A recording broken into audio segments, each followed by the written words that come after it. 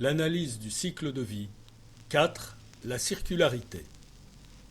Nous avons vu précédemment comment diminuer les impacts lors des différentes étapes de l'analyse de cycle de vie.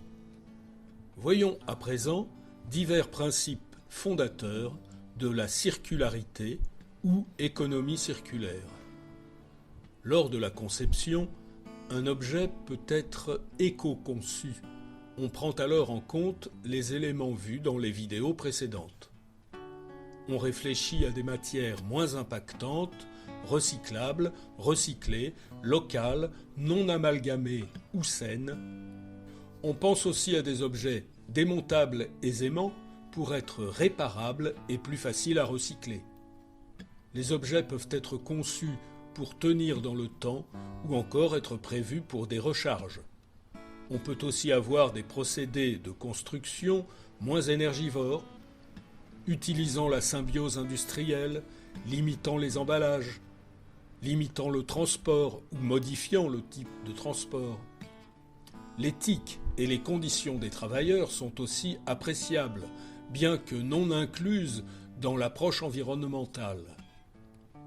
La nature s'équilibre par des cycles qui forment des boucles fermées. Le meilleur déchet étant celui que l'on ne produit pas, le refus de consommer est complémentaire à la circularité. Éviter de produire des quantités qui ne peuvent être gérées dans un cycle, c'est éviter des impacts que nous détaillerons prochainement. Les principes que nous abordons par la suite peuvent s'appliquer à un service, un produit, mais aussi aux énergies, à l'eau. Refuser la consommation, c'est ne pas avoir à gérer les conséquences de celle-ci. A-t-on besoin de cet objet ou ce service ? Boycotter les produits qui sont en total désaccord avec nos principes est une des raisons de refus.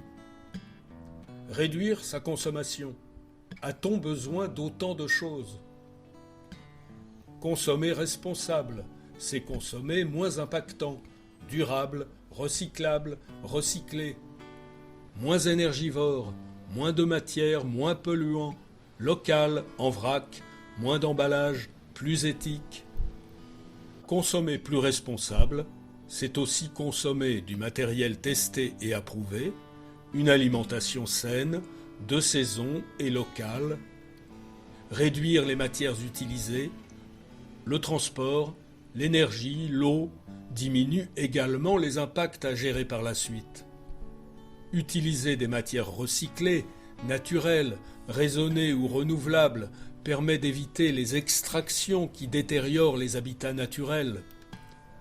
La remise à neuf par le reconditionnement permet de remettre un objet à la distribution en évitant les impacts des étapes antérieures. Le reconditionnement remet en service un objet.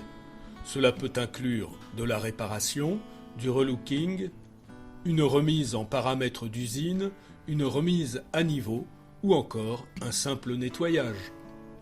Le reconditionnement peut alors concerner un objet cédé et l'on parle de réemploi ou alors un déchet et l'on parle de réutilisation. La réutilisation et le réemploi peuvent être totaux ou partiels. La réparation permet également de garder plus longtemps un objet. Par conséquent, on ne produit pas son remplaçant. Le partage, la mise en commun, la location pour les usages peu fréquents, l'entretien et le bon usage réduisent eux aussi notre impact.